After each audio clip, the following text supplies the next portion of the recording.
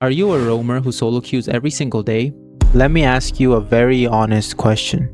How do you feel when you close Mobile Legends after a long solo queue session? Are you satisfied? Or do you close the game feeling frustrated and wondering what just happened? If you're like a lot of solo queue roamers out there, you've probably had plenty of sessions that leave you feeling like you didn't actually make any progress. And honestly, in my opinion, hitting that rank button as a roam player isn't just another game anymore. Sometimes it feels like you're signing up for the exact same frustrating experience. And the worst part, every single season, it progressively seems to get worse without fail. Think about going to the gym. If you lift weights to build muscle, you rely on a concept called progressive overload. You lift a certain weight one week, and the next week you deliberately make it heavier so your muscles adapt and grow. But sometimes, ranked matchmaking can feel like it has its own version of progressive overload. Instead of gradually increasing the challenge through stronger opponents, it can sometimes feel like every game asks you to solve a completely different puzzle. One match, everything clicks. The next match feels completely different. As a roamer, that inconsistency can be especially frustrating because your role depends so much on teamwork. If you want consistency, solo queue can often feel like an uphill battle. Look, if you want real consistency, not just in your teammates, but in your own performance, you need to stop relying on luck and start relying on a proven system. If you're tired of being stuck and tired of the MVP losses, I offer private coaching. I've been coaching for over a year now, helping hundreds of players completely transform their macro, fix their decision making, and systematically clear their hard stuck ranks. I'm not just talking theory here, guys. This season alone, I'm sitting on a 70% win rate, and my highest rank is 300 plus stars. I've spent time in the competitive esports scene, and I've reached global ranks with multiple heroes, including Global 3 Jawhead and Global 15 Matilda. I know exactly how map control works at the absolute highest level. Whether you want to learn how to micromanage chaotic randoms, fix your team's drafting, or master the perfect roam rotations, my private coaching gives you the exact textbook blueprint to dominate. Now, let's get into the part that I think a lot of people don't realize.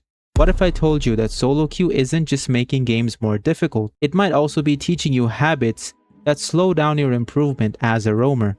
You might think playing solo makes you more adaptable. No, it doesn't. Let's stop lying to ourselves. The more solo queue games you play, the worse your fundamental skills become because you lose the standard. You lose the baseline concept of what a proper high-level textbook rotation is supposed to look like. In a real high elo 5-man lobby, roaming is a game of chess. There is a strict rulebook. You clear the mid-wave with your mage to secure priority.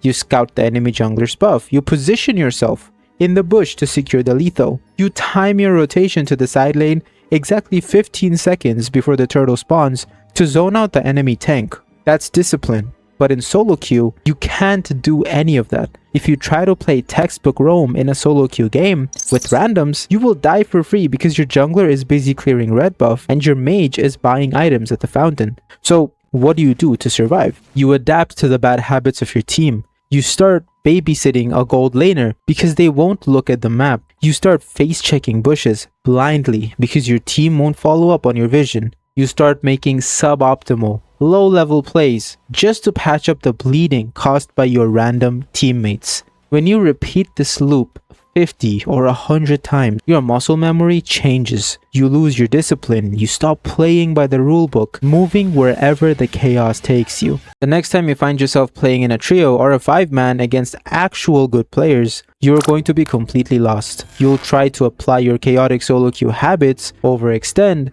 and a coordinated team will punish you instantly. Solo queue doesn't build skill, it builds terrible habits that limit your ceiling. Let's look deeper into why the roam role specifically is inherently rigged in solo queue. Today's video is sponsored by Eldorado. If you're looking to top up your Mobile Legends diamonds for a much cheaper price, you definitely need to check them out.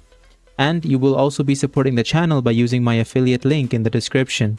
If you do decide to check it out, don't forget to use code HAJUN at checkout for an even bigger discount. Guys, this website is 100% safe. Trust me, I'm vouching for them. If you encounter any issues, let me know in the comments. I got you. And thanks again to Eldorado for sponsoring today's video.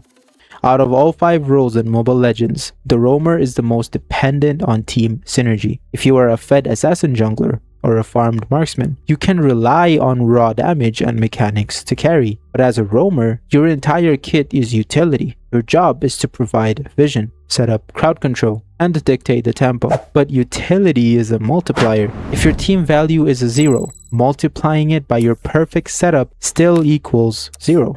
Let's look at a concrete example. The Lord Dance. In a coordinated environment, the roamer takes the front bush. You hide. You don't show your face and you force the enemy team to be terrified of your initiate while your team positions safely behind you. Now, let's look at solo queue. You take the front bush and ping launch attack. What does your team do?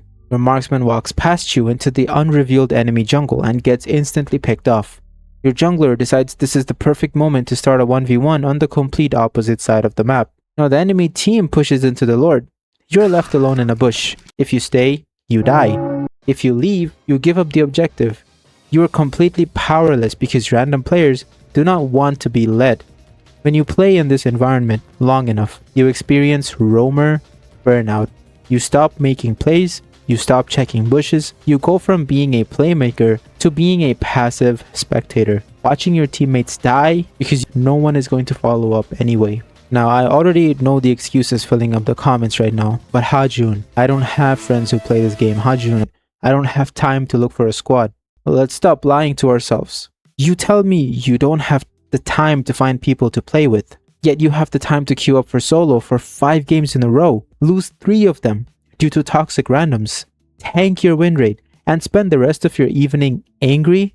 Finding people to play with in modern MLBB is not hard, since you are already playing solo queue anyway. Start using those games as a scouting ground. Step 1. Identify talent. Did a random mage actually follow up your vision? Did a jungler secure objectives cleanly? Step 2. Take initiative. At the post-match screen, follow them and send a DM. Hey, GG's last game.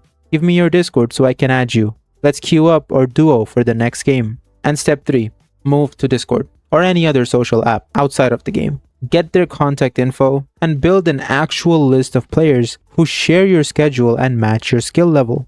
If you don't want to scout in ranked, use external resources. Go to Discord servers or community groups. Let me tell you a secret. Good squads are always looking for dedicated roam mains. Everyone wants to play jungler or gold lane.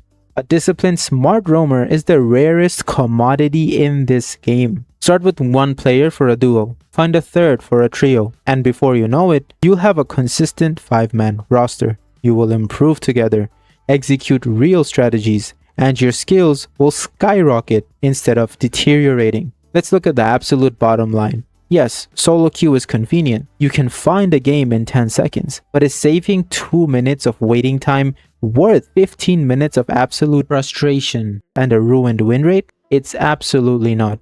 It is always better to wait a little longer, find a coordinated team, and play the game the way it was designed to be played. If you are a solo queue roamer currently suffering in the trenches, drop your worst, most triggering solo queue horror story in the comments below. And if you want to immediately solve this problem, join my Discord server right now. We have dedicated channels specifically for squad recruiting and team ups so you can build your squad today. Plus, if you decide to become a server booster using your Discord Nitro, you will get instant access to Hajun's inner circle. This gives you an exclusive direct text line to me where you can ask me any questions you want about drafts, item builds, or counters, and I will personally answer them for you.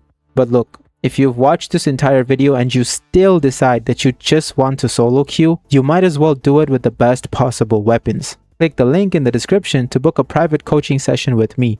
I will teach you the exact advanced carrying techniques and map manipulation strategies to drag even the worst random teammates across the finish line. Find a team, get your discounted diamonds from Gamsco, book your coaching, and let's start winning. All links are in the description below. Thank you guys for watching, and I'll see you in the next video. Da chamada